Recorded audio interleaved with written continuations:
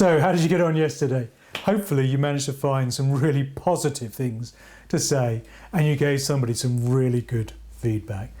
And when you've given good feedback to somebody else, genuinely, you will get some positive feedback too. And that feels good, doesn't it? Now today, we're going to carry on the theme of motivation.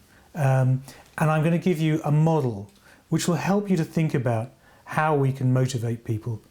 And just as importantly, how we can avoid demotivating them. Now, we've spoken about the limbic response. We've spoken about people going into a threat situation. And there's this great model which has 5 dimensions to it, which helps us to think about that and to try and find ways to increase the positive motivation in people. The model, you can see it written down, it has 5 parts to it, and it has the acronym SCARF, S-C-A-R-F. And if we attend to all 5 parts of this model, then we will hopefully be motivating somebody. We attack any one of these areas, and then we'll be putting people into an away from state and demotivating them. So quickly, and you can read more in the text, S is for status. We are constantly ranking ourselves in relation to everybody around us. And if we feel that our status is being boosted in relation to those around us, then we get feelings, positive feelings, and we will suddenly be put into a towards state. If we are treated in a way that's not in line with our perceived status, then we feel under threat and we'll become seriously demotivated and the limbic response will cut in. And this is quite simple to do. It's as simple as giving people positive feedback, as we said, reinforcing the value of what they do and making them feel an important, valued member of the team. So tend to their needs for status. It doesn't need to devalue yours, by the way. It's simply about boosting theirs. And by doing that, you are actually boosting your own, but concentrate on them. Status. The C stands for certainty. Any change in a situation, and we've already spoken about this, is perceived as a threat. If you can create a solid structure around people, a degree of certainty of what's going on, they will feel more relaxed and more motivated.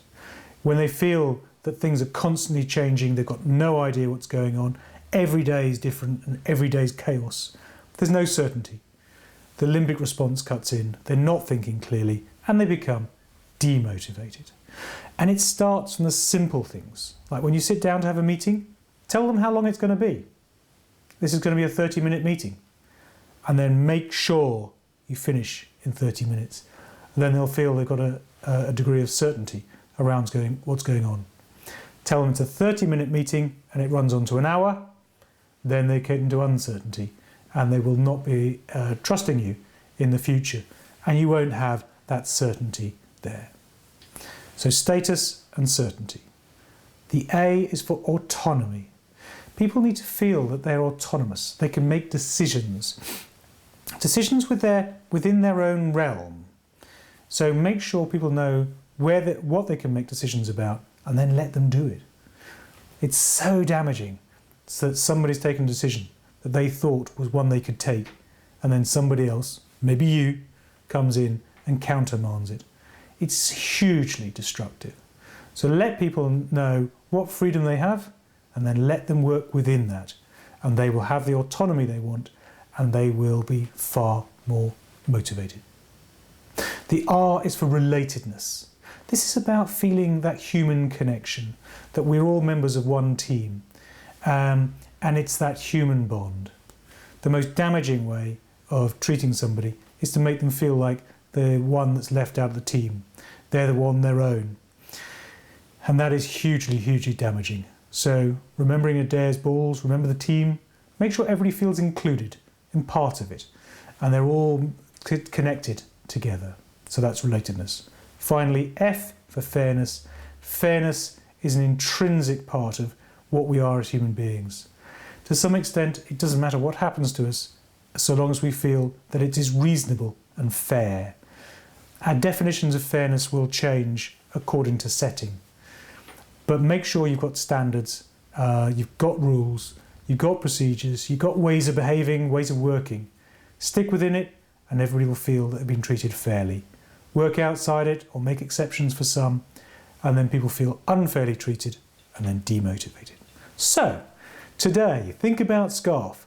Think about all your team members. Think about their status, their certainty in their work, their autonomy to make their own decisions, the relatedness of everybody in your team, and whether everybody is being treated fairly. So, that's the task for today, and we'll wrap up this section tomorrow as we think about how to create new thinking. Best of luck today with the SCARF.